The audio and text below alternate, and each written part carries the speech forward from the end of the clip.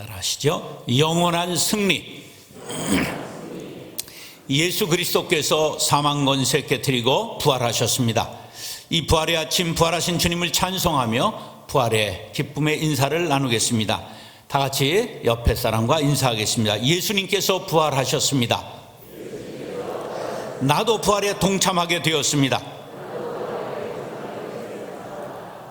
그렇습니다. 부활절은 기독교 2대 절기입니다. 성탄절과 부활절. 기독교 국가인 미국과 유럽에서는 부활절 휴가가 있고 부활절 방학이 있습니다. 그러나 한국은 기독교 국가가 아니다 보니 부활주일 이날 그리스도인들만 예배를 드려서 그 의미를 우리가 놓치는 경우가 있습니다. 그런 가운데서도 사순절을 경건하게 보내고 금식하고 십자가 고난에 동참한 성도들은 이 부활의 아침에 감격이 남다르리라고 생각합니다. 우리나라 기후는 부활의 의미를 깨닫는데 큰 도움이 됩니다. 부활절이 되면 겨울철 죽은 듯이 움츠려들었던 모든 생물들이 새 생명을 꽃피우게 됩니다. 산수유, 개나리, 진달래, 목련, 벚꽃 같은 큰 나무의 꽃들뿐만 아니라 들판에 민들레, 냉이꽃, 꽃다지, 제비꽃들이 피어나고 화원에는 아주 이름 모를 화사한 서양꽃들이 생명의 환희로 빛나고 있습니다. 겨우내 죽은 것 같았던 가지에 물이 오르고 아무도 봐주지 않았던 관심의 대상이 되지 못했던 나무들이 꽃망울을 터뜨리면서 한결같이 자신을 보란 듯이 화사한 자태를 드러냅니다.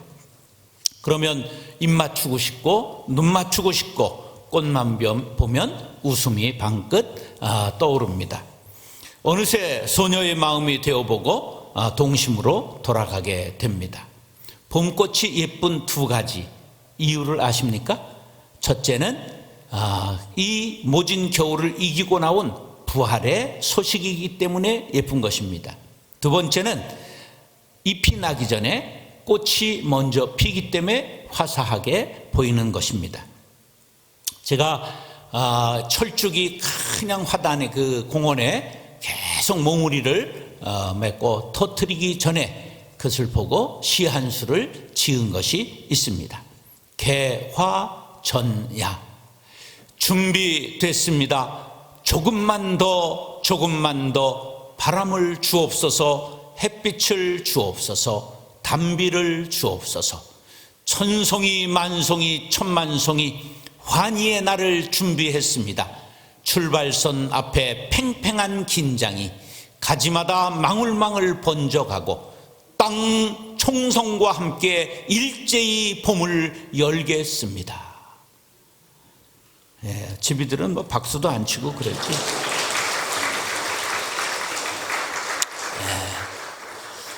부활절은 해마다가 날짜가 달라요. 그 이유는 325년 니케아 종교회의에서 이렇게 결정했기 때문입니다. 부활절은 춘분 후 보름달이 지난 첫 주일로 한다. 그래서 3월 22일 제일 이른 부활절은 3월 22일, 제일 늦은 부활절은 4월 25일 한 달 사이로 오고 가기 때문에 우리가 정확한 날짜를 계산하기가 힘듭니다. 조금 계산이 복잡해도 부활절은 가장 중요한 날입니다. 기독교를 기독교 되게 한 날이기 때문입니다. 기독교를 생명의 종교, 생명 자체로 만든 역사적인 날입니다. 그리스도의 부활이 없다면 우리의 전파하는 것도 헛것이요, 우리의 믿음도 헛것일 뿐만 아니라 우리 모두가 하나님의 모든 이야기를 하는 것이 거짓이 되기 때문입니다. 그리스도의 부활이 없다면 기독교는 가능하지도 못했고 우리들이 바라는 것은 이 세상으로 끝나게 마련입니다. 내세와 영생을 말할 수조차 없습니다. 그런 의미에서 부활은 기독교를 참 생명의 종교가 되게 한 제일 요인이 된 것입니다. 우리는 죽은 예수를 믿지 않고 다시 사신 예수를 믿습니다. 사랑하는 형제 자매 여러분, 오늘 본문 말씀을 상고할 때 십자가를 지시고 고난당하셨을 뿐만 아니라 사망 권세를 깨뜨리시고 부활하고 승리하신 주님을 믿고 부활의 주님을 증거하는 그리스도인들이 될 수 있기를 축원합니다. 따라서 권세에 대한 승리. 세상에는 수많은 권세가 있습니다. 권세란 권력과 세력의 준말입니다. 학교에 반장도 있고 동네 반장, 통장도 있어요. 우리 동네는 여자가 이장이에요. 시골이기 때문에 이장이 있어요. 근데 이장의 별명이 뭐냐 하면 소통령이에요. 대통령 버금가는 권력을 가졌다, 이런 거예요. 그래서 어제도 이제 마이크를 대고 이장입니다, 이장입니다. 월요일 날 꽃 모종을 하려고 하는데 좋은 말 할 때 다 나오세요, 이제 이러는 거죠. 그럼 이제 나가서 같이 화단을 가꾸고 그래야 되는 일들을 하게 됩니다. 권력에는 왕위에 이르기까지 아주 다양한 권력이 있습니다. 이들은 하나같이 섬기고 봉사하기보다는 군림하고 다스리는 것을 좋아합니다. 박흥길 씨의 완장이라는 소설에 보면 동네에 할 일 없던 사나이 하나가 낚시터 관리인이 되고 노란 완장을 딱 차기 시작했는데, 이때부터 거드럭을 피기 시작해서 낚시를 몰래 하러 왔다가 사람들이 쪼그려 뜨기를 하기도 하고 이제 벌을 받기도 하는데, 이제 간땡이가 슬슬 붙더니 하루는 주인이 친구들을 데리고 낚시를 하러 왔는데 주인을 쫓아냈다가 결국은 자기가 쫓겨나고 마는 그러한 우스꽝스러운 이야기지만 이게 권세의 속성을 말해 주는 것입니다. 세상 모든 권세를 가진 사람들은 자기 마음대로 사람을 쥐고 흔들고 종부리듯 합니다. 그때 우리 예수님은 이 땅에 오셔서 종이 되어 섬기시고 약하고 천한 자 죄인의 친구가 되셔서 위로하시고 그들의 상처를 싸매 주셨습니다. 예수님께서 사람들에게 그냥 환호를 받게 되자 예수님을 핍박하여 반역죄인으로 팻말에 뭐라고 유대인의 왕이라고 네가 칭하지 않았냐, 이래서 예수님을 십자가에 못 박아 죽인 것입니다. 이것으로 끝났습니다. 그러나 그로부터 사흘 예수님의 시체를 놓고 돌을 굴려 막았던 돌문이 열렸습니다. 예수님이 부활하셨습니다. 이것은 사망에 대한 권세에 대한 승리를 뜻하는 것입니다. 이에 대하여 마태복음 28장 1절로 5절 중에 노란 글씨만 다 같이 시작. 돌을 굴려내고 그 위에 앉았는데, 누가 그 위에 앉았을까요? 천사들이 앉은 거예요. 자, 돌을 굴려내고 그 위에 앉았다라는 말씀은 권세에 대한 승리를 뜻합니다. 예수님의 무덤을 막고 있는 돌문은 단순한 돌이 아닙니다. 로마의 그 예루살렘 총독이 도장을 찍은 돌문입니다. 거기에다가 종교의 최고 권위자인 대제사장의 그 인봉이 함께 찍혀 있는 돌문입니다. 그러므로 다시 말해 로마의 권세와 이스라엘의 교권이 합세한 돌문이요, 인봉을 떼면 바로 국권에 대한 도전이요 교권에 대한 모욕으로 사형을 당한 엄한 법으로 다스리게 되어 있는 것입니다. 그러나 예수님은 그 돌문을 굴리시고 부활하신 것을 믿으시기 바랍니다. 세상 권세가 부활하신 예수 그리스도 앞에 굴복한 것을 의미합니다.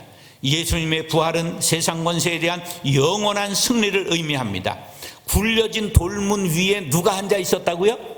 천사가 앉아 있었다. 로마의 권세가 아무리 강해도 하나님께서 그 위에 계심을 뜻하는 말씀입니다.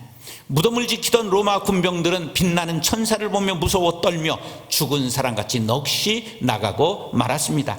밤새 지킨 돌문이 굴러가고 예수님의 시신이 살아나고 번개 같고 눈같이 흰옷을 입은 천사들의 앞에 혼비백산하지 않을 사람이 어디 있겠습니까? 죄인된 인간으로 거룩하신 하나님의 영광 앞에 두려워 떨지 않을 자가 없다는 뜻입니다.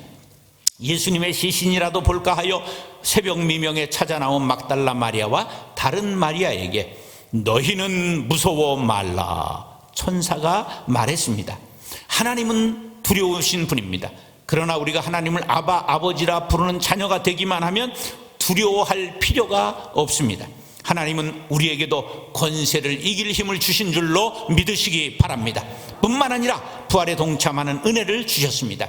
다니엘서 6장에 보면 왕 이외에 다른 곳에 절한 자는 전부 사자굴에 던지는 이제 명을 내렸을 때 그는 하나님 앞에 절을 함으로 사자굴에 던져지게 되었습니다. 노란 글씨만 시작. 사자굴에 던져 넣는지라 돌을 굴려다가 아구를 막음에.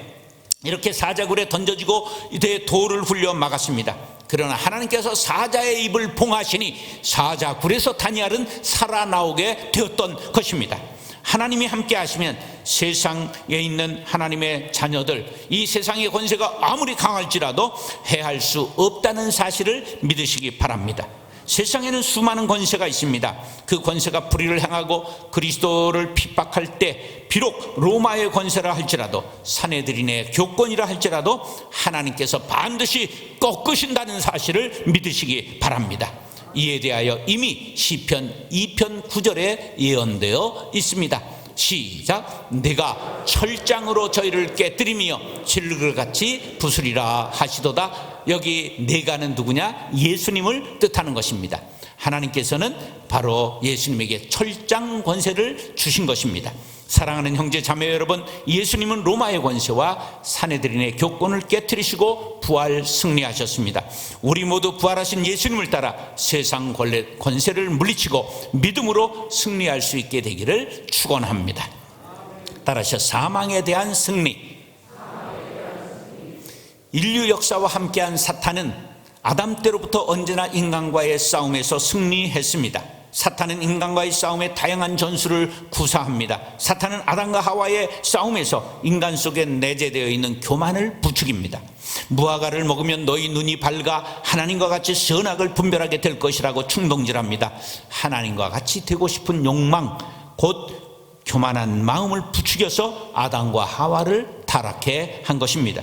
가인에게는 시기심을 충동질시켜 동생을 쳐 죽입니다. 욥에게는 자녀를 빼앗고 소유를 빼앗고 건강을 빼앗는 방법으로 시험합니다. 다윗에게는 안목의 정욕을 발동시킵니다. 사울왕에게는 불순종의 영을 집어넣습니다. 이렇게 사탄이 사용하는 시험의 방법은 사람마다 각각 다릅니다.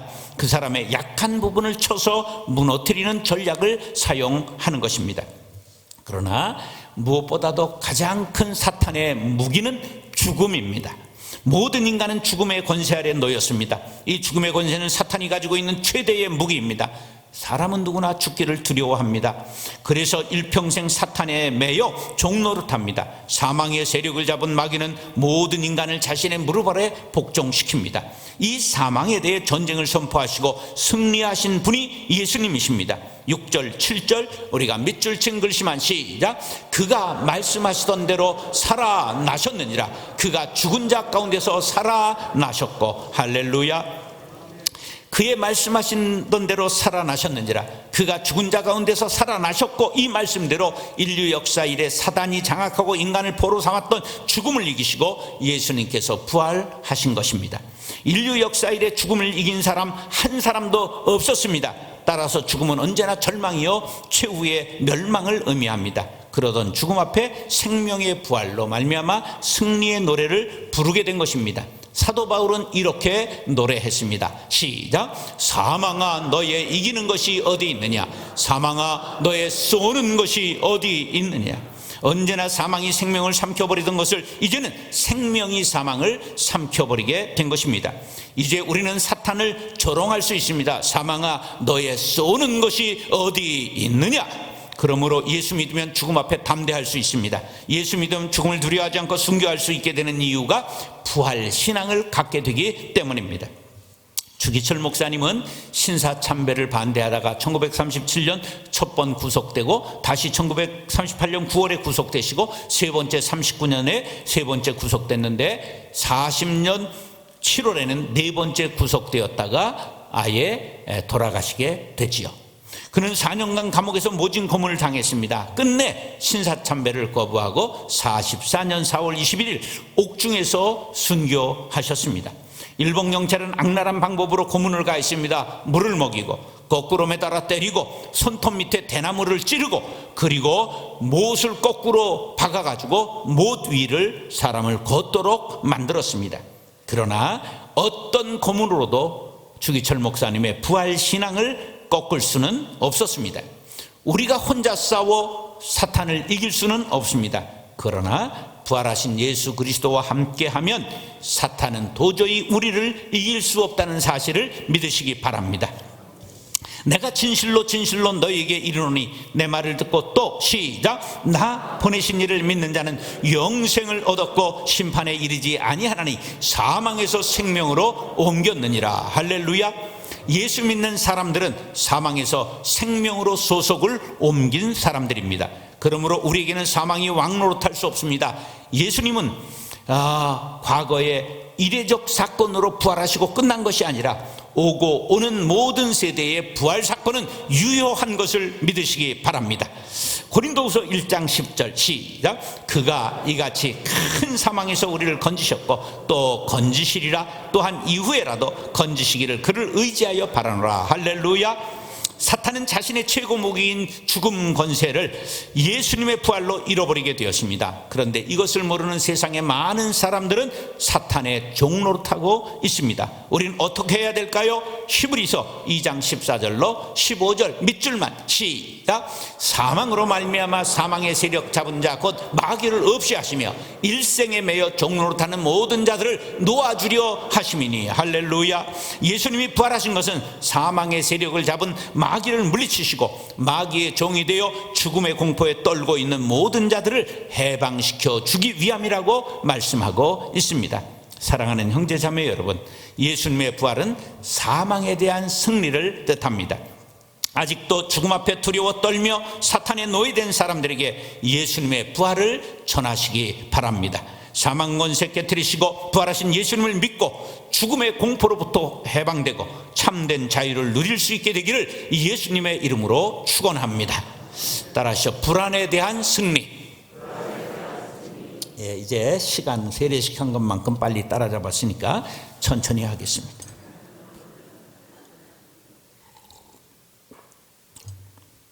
2차 세계대전 때 참전해서 전사한 사람의 숫자보다 일본이 우리 본토를 침략해서 우리가 패배하면 어떻게 하나 근심하다가 뒤진 사람이 더 많다. 이게 미국의 조크입니다.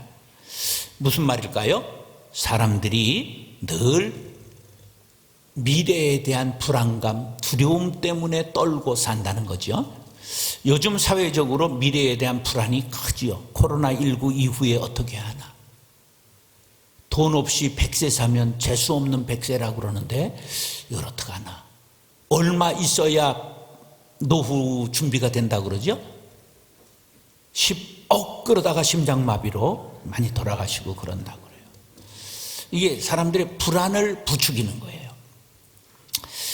행복은 돈으로 살 수 있는 것도 아니고 돈과 비슷하지도 않아요.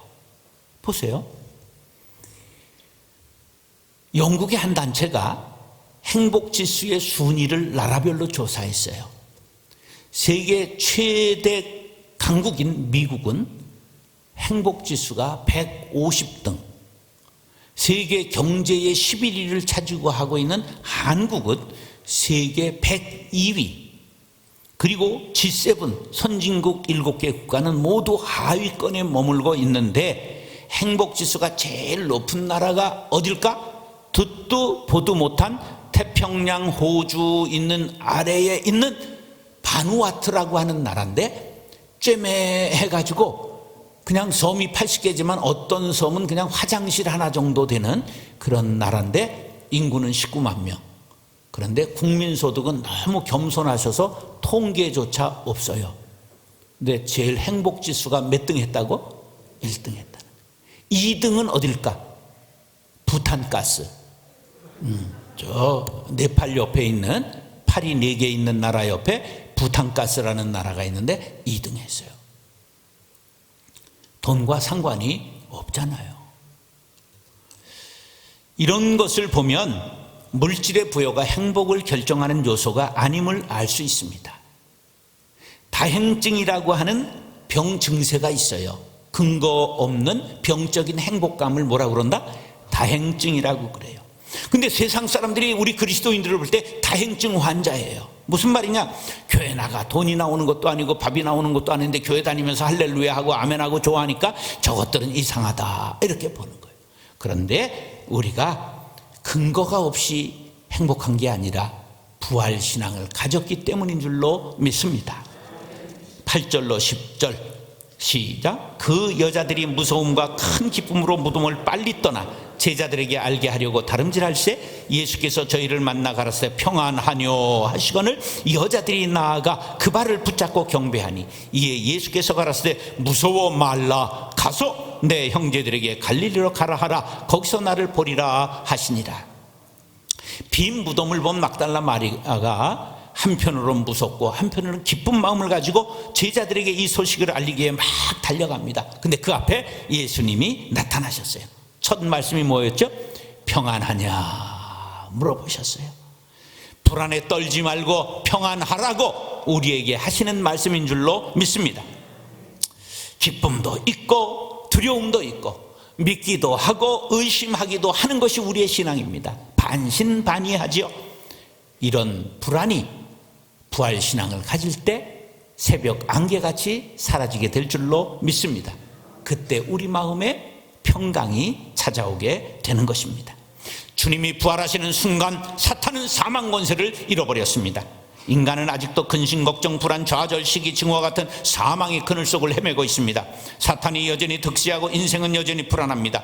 그러나 분명한 것은 사탄은 뿌리가 잘린 나무에 불과합니다. 시들어 버리고 말라버리고 죽게 됩니다. 사탄은 쇠사슬에 묶여있는 사자에 불과합니다. 으르렁거리고 우리에게 달려드나 그들은 우리를 먹을 수 없다는 사실입니다. 사람들이 쓰러지는 것은 사탄 때문에 쓰러지는 것이 아니라 사탄이 뿌려놓은 두려움에 떨고 불안 때문에 쓰러지는 것입니다. 자, 독수리 훈련을 한번 생각해 보세요. 독수리가 새끼의 먹이를 어떻게 주느냐 하면 처음에는 아주 먹어서 여기서 새겨가지고 토해주지요. 그 다음에는 어떻게 하냐면 고기를 잘라서 줍니다. 그 다음 단계는 어떻게 할까요? 물어다가 반쯤 죽여서 새끼에게 던져줍니다. 그럼 새끼 독수리가 가서 딱 먹으려고 그러면 애가 푸석푸석 하고 막 달려들고 그러니까 겁을 먹고 물러났다가 다시 용기를 가져가서 쪼고 보면 자기가 이길 수 있거든요. 그렇게 해서 하늘의 왕자 독수리가 만들어지게 되는 것이죠. 마찬가지입니다. 사탄은 이미 예수님의 일격을 받아 결박받고 힘을 잃은 것을 믿으시기 바랍니다. 그러므로 우리가 두려움만 떨치게 되면 승리할 수 있다는 사실입니다. 예수님께서 부활하셨다는 것은 죽음의 권세를 쥐고 있던 사탄을 결박하시고 승리하신 것입니다. 그러므로 불안만 떨치면 승리할 수 있습니다. 믿지 않는 사람들이 우리를 볼 때 근거 없는 병적 행복감에 빠진 다행증 환자로 보입니다. 그러나 신앙의 눈으로 볼 때 우리의 행복의 근거는 분명합니다. 그것은 부활 신앙 때문입니다. 예수님께서 부활하심으로 불안과 불행과 죽음을 가져오는 사탄을 멸하셨다는 것을 우리는 믿습니다. 그러므로 부활하신 예수님을 모시고 행복하게 살 수 있습니다. 기쁨이 넘칩니다. 만족이 있습니다. 자유가 있습니다. 평안이 넘칩니다. 부활의 신앙은 불행한 인생을 행복한 인생으로 바꾸는 특효약입니다. 불안한 인생을 행복한 인생으로, 코로나19에 대한 염려, 근심, 불안, 두려움에서 평안을 얻게 되시기를 간절히 바랍니다. 요한복음 20장 21절 시작. 예수께서 또 가라사대 너에게 평강이 있을지어다. 아버지께서 나를 보내신 것 같이 나도 너희를 보내노라. 아멘. 너에게 평안을 주노라. 세상이 좋을 수 없는, 세상이 알 수도 없는 평안,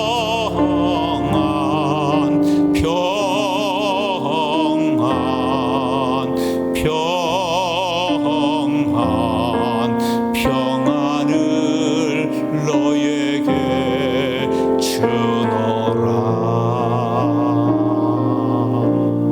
사랑하는 형제 자매 여러분, 코로나19로 불안하십니까? 미래에 대한 불안이 있습니까? 예수님께서 부활하셔서 다 해결해 놓으셨습니다. 예수 안에서 평안을 누리고 부활에 동참하시고 영생 복락을 누리며 전할 수 있게 되기를 예수님의 이름으로 축원합니다.